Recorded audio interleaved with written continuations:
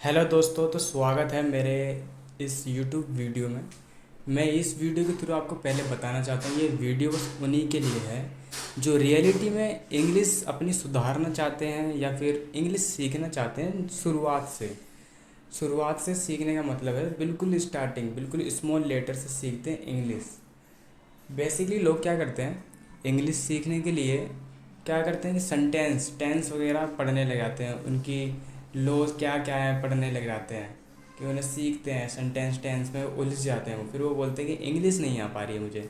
फिर या तो वो क्या करते हैं कि बड़ी बड़ी वोकेबलरी होती हैं उन्हें रीड करते हैं, उन्हें याद करते हैं, और बड़ी वोकेबलरी ना उनसे फिर पढ़ी जाती है, फिर ना उनसे याद हो पाती है। इससे क्या होता है कि वो बीच में ही अटक जाते हैं। तो ऐसा आपका ना हो हाल, इसीलिए मैं इस वीडियो के थ्रू आपको बताऊंगा कि आपको इंग्लिश कैसे सीखनी है। ठीक है, तो पहले मैं आपको बताता हूँ, मैंने फ़ोटो में भी दिखा रखा है, इसमें लिखा है ऑल इन वन। पहले हम बचपन में कायदा पढ़ते थे ना, हम तो अभी भी कायदा बोलते हैं उसे। ठीक है, मैंने भी बचपन में कायदा पढ़ा है, उसमें कई सारी चीज़ होती थी, उसमें इंग्लिश में भी होती थी और हिंदी में भी होती थी। ठीक है, तो वही बचपन की बुक आज आपको काम आने वाली है। ठीक है, वो अगर आप इंग्लिश सच में सीखना चाहते हो ना, तो एक कायदा तो ज़रूर खरीद लो, जिसमें कई सारी वर्ड मीनिंग्स भी होती हैं, ABCD वगैरह होती हैं। तो देखो दोस्तों, उसमें ABCD होती है ना, ABCD में कितने लेटर होते हैं? 26 लेटर होते हैं, 26 लेटर्स। ठीक है, उसमें क्या होता है कि A फॉर एप्पल लिखा होता है, तो उसमें APPLE एप्पल ये भी लिखा हुआ होता है, उसकी मीनिंग भी लिखी होती है कि सेब होता है इसका मतलब। तो इसी तरह से आपको ना ABCD जितने भी वर्ड्स हैं उनकी मीनिंग याद होंगी, प्लस आपको स्पेलिंग याद होंगी। ठीक है, लोग कोई बोल रहा होगा यार तू तो कायदा के बारे में बता रहा है, कायदा पढ़ना हम बच्चे थोड़ी ना है। तो लेकिन मेरे भाई, आपको इंग्लिश सीखना है ना, तो स्टार्टिंग में आपको तो सीखना पड़ेगा। क्योंकि अगर आप छोटी छोटी चीज़ों को तुम फेंकते जाओगे, तुम छोटी चीज़ अपना एक्सेप्ट नहीं करोगे, तो फिर आपको इंग्लिश सीखना टफ हो जाएगा।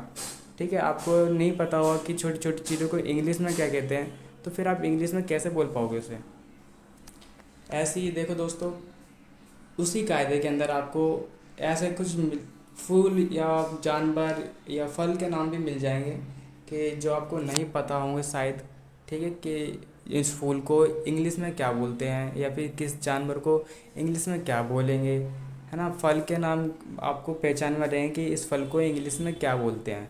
कई सारे बच्चों को, कई सारे बड़े बड़े बच्चे भी ऐसे हैं कि उनको ना फल के बारे में इंग्लिश में पता ही नहीं है कि इसको क्या कहते हैं, या फिर जानवर के बारे में पता नहीं है कि इसको क्या बोलेंगे, है ना। तो आपको ये सब चीज़ छोटी छोटी बेस वाली चीज़ें होती हैं, तुम्हारा बेस एकदम मजबूत करने के लिए चीज़ें होती हैं आपकी।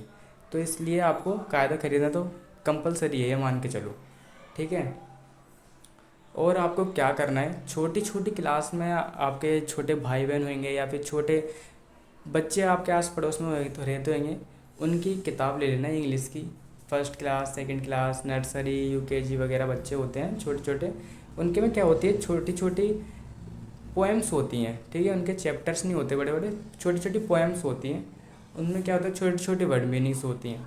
आप छोटी छोटी पोएम्स पढ़ोगे, छोटी छोटी वर्ड मीनिंग पढ़ोगे, छोटे लेवल पे ही करोगे ना, तो आपको बड़ा करने के लिए बड़ी वर्ड मीनिंग, बड़े बड़े चैप्टर्स पढ़ने के लिए, बड़ी बड़ी कुछ भी बुक्स रीड करने के लिए इंग्लिश में आपको ईजी हो जाएगा। ठीक है, सबसे पहले आपको क्या करना है, कायदा लेना है, कायदे को क्लियर करना है अच्छे से। कायदे में देखो आपको मिल जाएगा कि उसमें मंथ्स नेम होते हैं, महीनों के नाम जिसे हम बोलते हैं महीने।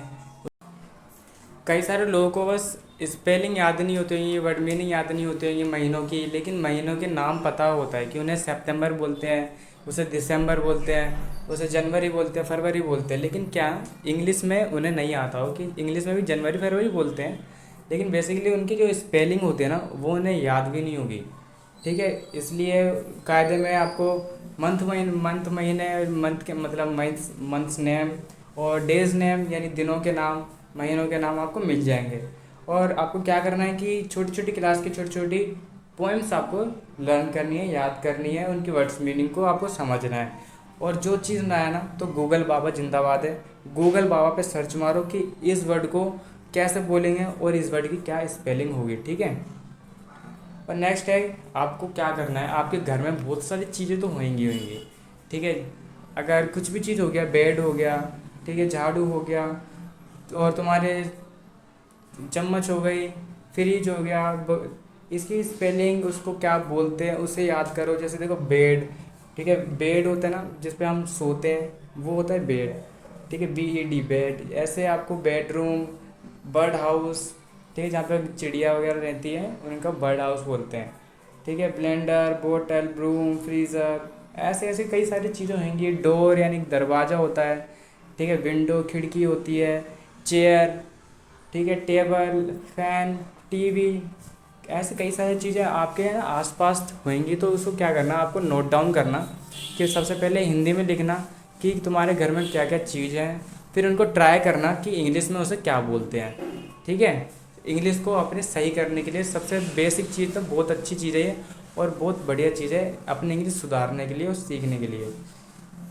एंड दोस्तों, अगर वीडियो आपको अच्छी लगी हो ना तो प्लीज़ लाइक कर देना।